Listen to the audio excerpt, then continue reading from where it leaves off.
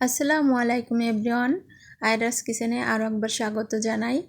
আজকে আমার রেসিপিতে থাকছে এক কড়াইতে 2 রকমের রান্নার টেকনিক। আপনাদের হাতে সময় না থাকলে সহজে এভাবে রান্না করতে পারবেন। তো কথা না বাড়িয়ে মূল রান্নায় চলে যাই। এখানে আমি রান্না করার জন্য সাগরের মাছ নিয়েছি। মাছটা ভালোভাবে ধুয়ে একটা স্টিনারে পানি সেকে নিয়েছি। পানি ভালোভাবে সেকে নিলে তো মাছটা আমি ভেজে নেব। তো ভাজার সময় কিন্তু মাছের গায়ে পানি থাকলে সেক্ষেত্রে তেল ছিটে ওঠে। তো এখানে আমি একটু ভাজার জন্য ম্যারিনেট করে নেব। ম্যারিনেট করার জন্য দিয়ে দিলাম স্বাদ অনুযায়ী লবণ আর 1/3 চা চামচ হলুদের গুঁড়া, আধা চা চামচ মরিচের গুঁড়া। এগুলো দিয়ে আমি ভালোভাবে মাছটা ম্যারিনেট করে নিয়েছি।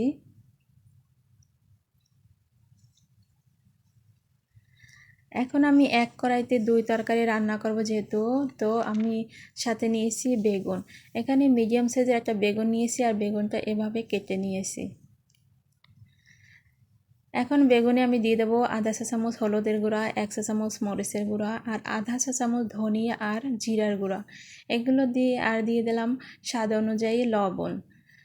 তো এগুলো দিয়ে আমি ভালোভাবে বেগুন মাখিয়ে নিয়েছি। আর অবশ্যই জিরার গুঁড়া দেবেন, বেগুনের সাথে জিরার গুঁড়া ভালো যায়। বেগুন ভাজা হোক আর রান্না হোক, একটু জিরার গুঁড়া দিলে কিন্তু এর স্বাদ অনেক গুণ বেড়ে যায়। এখন ভাজার জন্য আমি এখানে প্যানে দিয়ে দিলাম 1/3 কাপ রেগুলার রান্নার তেল। তেলটা আমি চারদিকে একটু ছড়িয়ে নিলাম। তো একে একে আমি সব মাছগুলো দিয়ে দেব। এখন মাছের মাঝে মাঝে ফাঁকা করে আমি বেগুনগুলো দিয়ে দেব।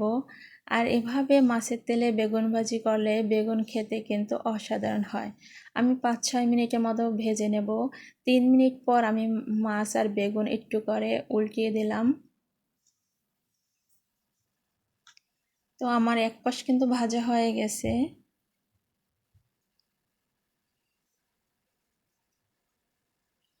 আমি ওই পাশেও 2-3 মিনিটের মতো ভেজে নেব।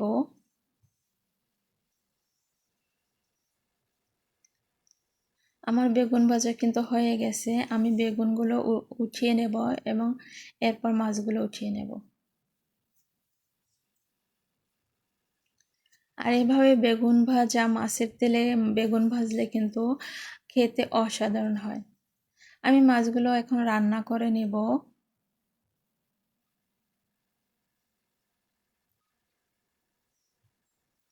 রান্না করার জন্য চুলায় একটা প্যান বসিয়ে নিলাম। এখন দিয়ে দিলাম 1/3 কাপ রেগুলার রান্নার তেল আর দিয়ে দেবো এখন মিডিয়াম সাইজের একটা পেঁয়াজ কুচি। পেঁয়াজ একটু নেড়ে চেড়ে ভেজে এখানে দিয়ে দেবো আমি ছোট টমেটোর অর্ধেক টমেটো কুচি। দিয়ে দেবো আমি একটু করে লবণ। আসলে লবণটা বুঝে দিতে হবে, যেহেতু মাছ ভাজার সময় মাছে লবণ দেওয়া আছে, তো একটু বুঝে দিতে হবে। দিয়ে দিলাম 2 চা চামচ পেঁয়াজ বাটা, আধা চা চামচ রসুন আর আদা বাটা। এগুলো দিয়ে আমি 1 মিনিটের মতো কষিয়ে নেব, এতে করে মশলার কাঁচা গন্ধটা চলে যাবে। এখন দিয়ে দিছি আমি আধা চা চামচ হলুদের গুঁড়া, 1 চা চামচ মরিচের গুঁড়া, আধা চা চামচ ধনিয়া গুঁড়া। এগুলো দিয়ে একটু নেড়েচেড়ে আমি পানি দিয়ে দেব। পানি দিয়ে আমি কষিয়ে নেব। আমি একটু একটু পানি দেব আর মশলাটা কষিয়ে নেব। আমি 3-4 মিনিটের মতো মশলাটা কষাবো। আর মশলাটা যত ভালোভাবে কষানো হবে মাছ খেতে ততটাই মজা হবে।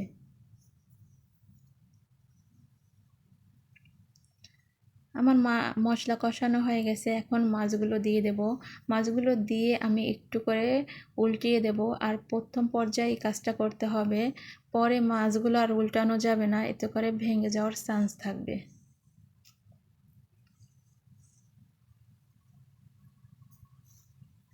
এখন আমি দিয়ে দেব 2 কাপ পানি।